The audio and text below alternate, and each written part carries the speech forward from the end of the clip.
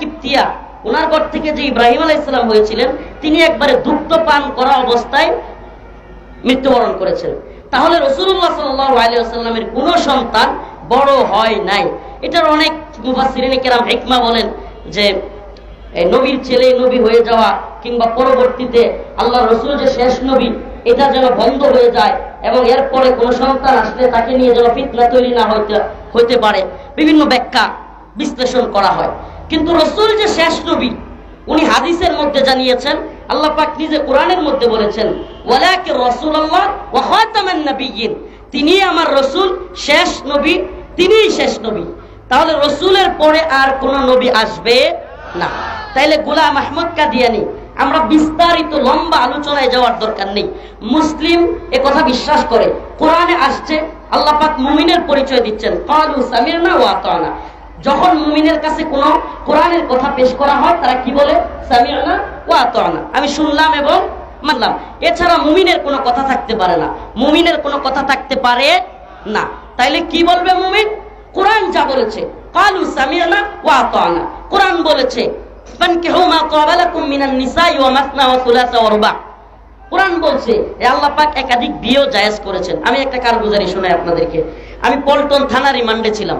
এই অবস্থায় জাহিদ নামে একজন এসআই হঠাৎ করে শাইখুল হাদিস ইবনে শাইখুল হাদিস আল্লামা মামুনুল হক দামাত বারাকাতুহু একাধিক বিয়ে করেছেন, এটা নিয়ে কথা উঠছে। সে আমারে গালিগালাজ শুরু করছে, তোরা কি ফতোয়া পাইছিস, কই থেকে পাইছিস, আমরা একটা নিয়ে থাকতে পারি না, তোরা দুইটা তিনটা কথা বলিস। আচ্ছা, সে একটা নিয়ে থাকতে পারে না, এটা তার সমস্যা, হয় দলজবঙ্গ না হলে বই পিঠা, হয় যৌন সমস্যা আছে, না হলে ধরে বউ পিঠায়।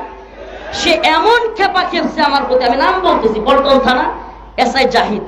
সে এক পর্যায়ে আমি যখন বলছি ফানকিহু মা তাবা লাকুম মিনান নিসা মাসনা ওয়া সুলাসা ওয়া রুবা', আল্লাহ বলছেন তোমরা দুইটা তিনটা চারটা পর্যন্ত বিয়ে করতে পারবা, মহিলাদের থেকে যাকে পছন্দ হয়। ওয়াইন খিফতুম আল্লাহ তাআদিলু, যদি তোমরা ওয়াইন খিফতুম, যদি তোমরা ভয় করো, আল্লাহ তাআদিলু, যে তোমরা ইনসাফ করতে পারবা না, তাহলে ফাওয়াহিদা, তাইলে একটা করো। তাইলে আল্লাহর কথা, এই ফতোয়া কে দিয়েছেন? একাধিক বিয়ে করা যাবে, এই ফতোয়া কে দিয়েছেন? ওই লোক আমি যখন আয়াতে কারিমা তিলাওয়াত করছি তখনও আমার হুমকি দিতেছে, কাট বেটা, রাখ তোর ফতোয়াগিরি। আস্তাগফিরুল্লাহ। যদি কোনো ব্যক্তি কোরআনের আয়াত শোনার পরে বলে রাখ তোর ফতোয়াগিরি, তার ঈমান থাকবে?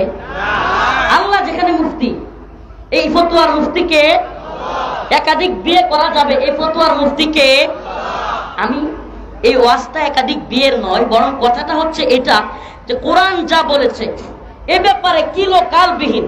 যদি কেউ বলে আমরা ধর্মান্ধ নই, আমরা মৌলবাদী নই, আমরা এটা নই ওইটা নই, দেখেন এদেশে গণতান্ত্রিক রাজনীতি যারা করে, এদেশে না গোটা পৃথিবীতে, একটা কথা মনে রাখবেন, গণতান্ত্রিক রাজনীতিবিদদের ধর্মীয় মূল্যবোধ, ধর্মীয় চিন্তা ভাবনা, দ্বীনের প্রতি চিন্তা ভাবনা, তার চাইতে অনেক বেশি মাথায় থাকে হলো ক্ষমতার চিন্তা ভাবনা। এটা একটা মাথায় ঢুকান যে গণতান্ত্রিক রাজনীতি তথাকথিত এটাতে যারা জড়ায় গেছে, এদের মধ্যে টেন্ডেন্সি এটা থাকে যে আমি কিভাবে ক্ষমতায় যাব। দেখবেন হঠাৎ করে আওয়ামী লীগের প্রতি আমাদের কোন হুজুরদের দল, ইসলামপন্থী না দল, দেখবেন যে আওয়ামী লীগের প্রতি সিম্পেথি দেখাইতেছে। বুঝতে হবে, বিএনপি বলেন বা বিভিন্ন দল বলেন, যদি আওয়ামী লীগের প্রতি সিম্পেথি দেখায়, আপনি বুঝবেন যে আওয়ামী লীগ নির্বাচনে আসবে না, সেই ভোটটা কোথায় যাবে, তার চিন্তা ভাবনা মাথায় যে ওই ভোটটা যাতে আমাদের পক্ষে আসে। এই জন্য দেখবেন বিভিন্ন ধরনের আমরা মৌলবাদী না, আমরা ফেসিস্ট না, এই ধরনের কথাবার্তা বলা শুরু হবে। প্রিয় ভাইরা আমার, বন্ধুগণ আমার, আমার বক্তব্য সেটা নয়। বক্তব্য ছিল যে আল্লাহ যা বলেছেন তা মেনে নেওয়া। মুসলিমের নমুনা হলো ক্বালু সামি'না ওয়া আতা'না, আল্লাহ যা বলছেন শুনলাম এবং, আমি কি বুঝাইতে পারতেছি না?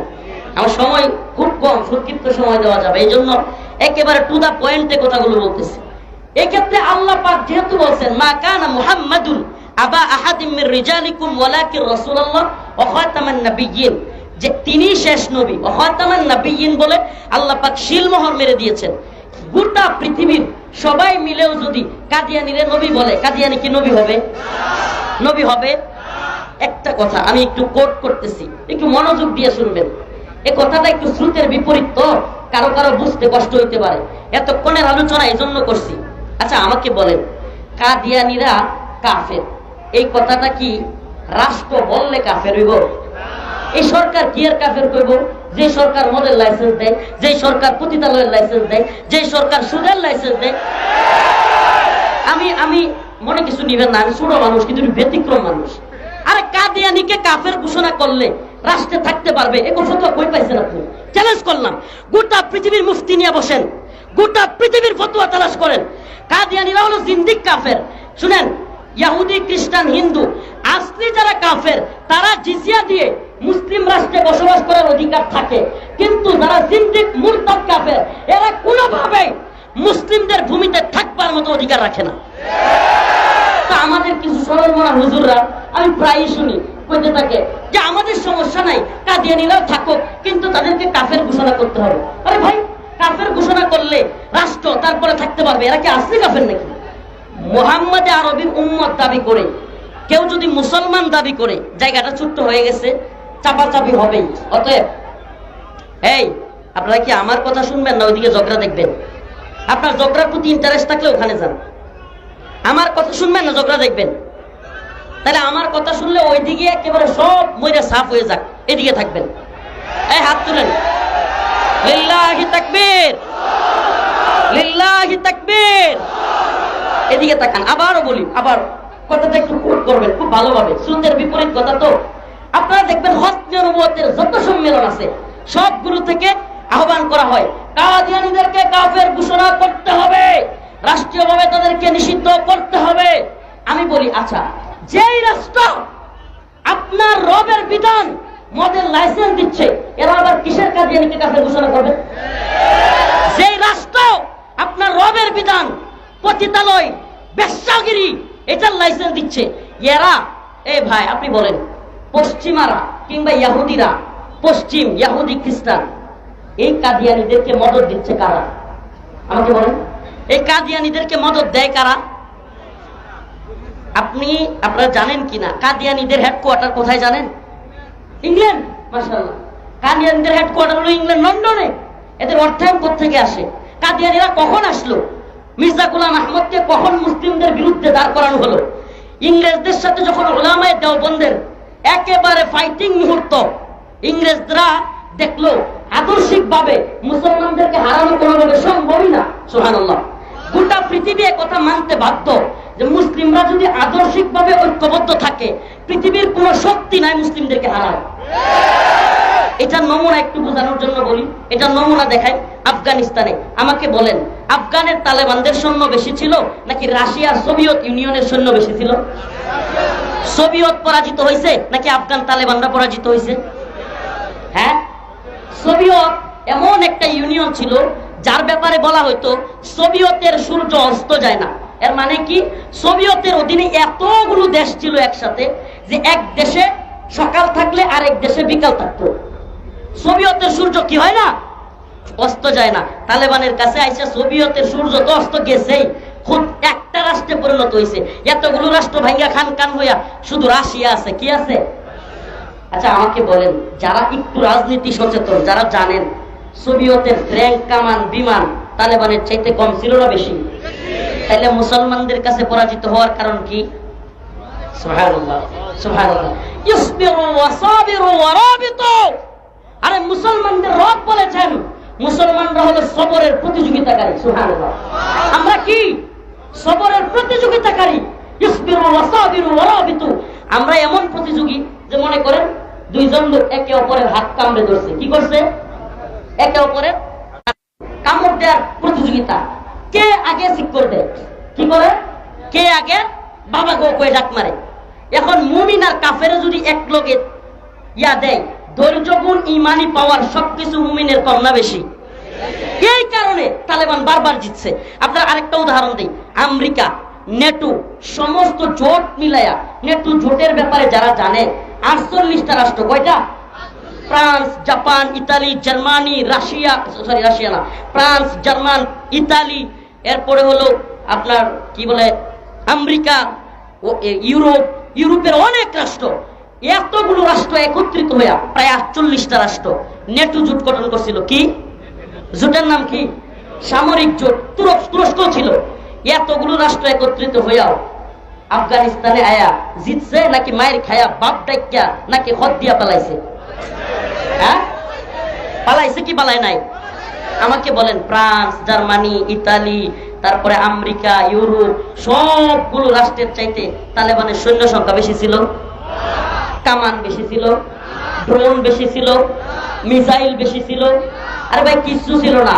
একটা ইতিহাস বলি, এমন কি এক পর্যায়ে আমেরিকা এবং নেটোর বোমা হামলায় আফগানিস্তানের বিল্ডিং গুলো একেবারে পাউডারের মতো হয়ে গেছিল।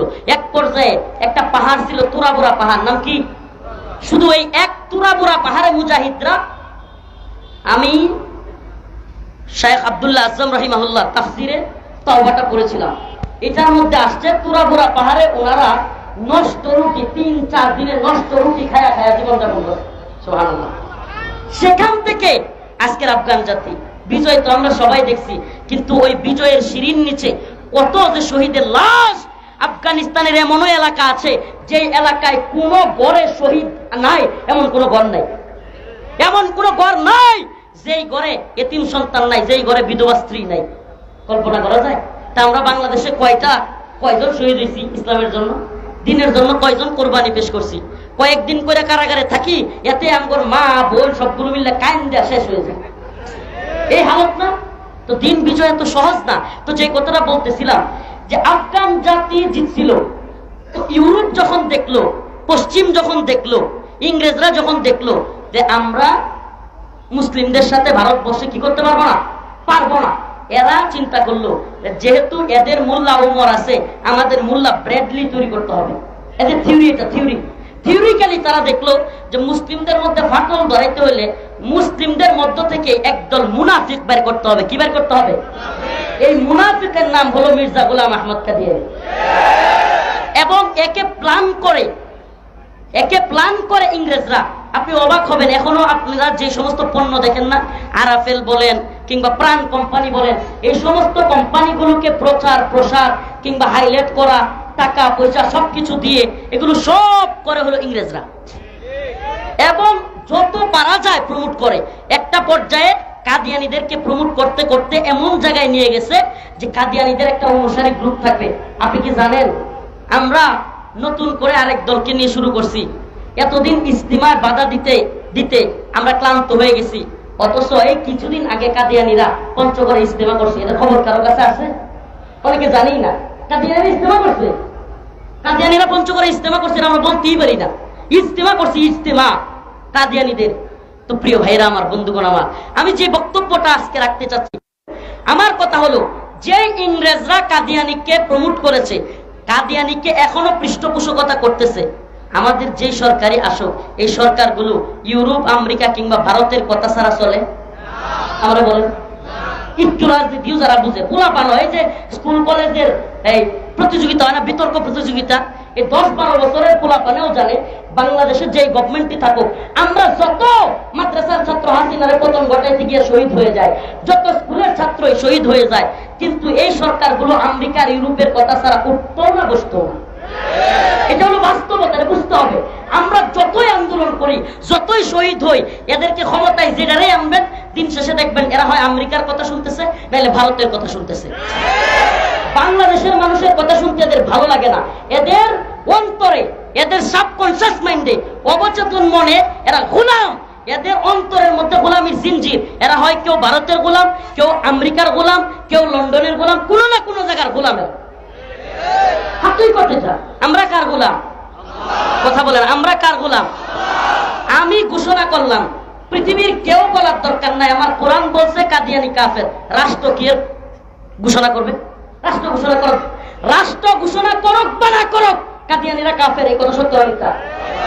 এই রাষ্ট্র কেন পুরো পৃথিবী একসাথে বইলা কাদিয়ানীদেরকে মুসলমান বললো, গোলাম আহমদ কাদিয়ানীরা নবী বললে সে কি পুরো নবী হয়ে গেছে? কথা বলেন নাই? উলামায়ে কেরামের সামনে আমি প্রশ্নটা রাখলাম যে আমরা দাবির ক্ষেত্রে এটা মাথায় রাখতে হবে, জিন্দিক, মুরতাদ, কাফের, যেগুলো কাফেরদের অনেক ধরন আছে। আসলি কাফের, মুরতাদ, জিন্দিক কাফের এক না। জিন্দিকদের শাস্তি মৃত্যুদণ্ড। জিন্দিকের শাস্তি কি? আমাদের বলেন সাধারণ হিন্দু, সাধারণ ইহুদি, খ্রিস্টান, এদের শাস্তি কি মৃত্যুদণ্ড?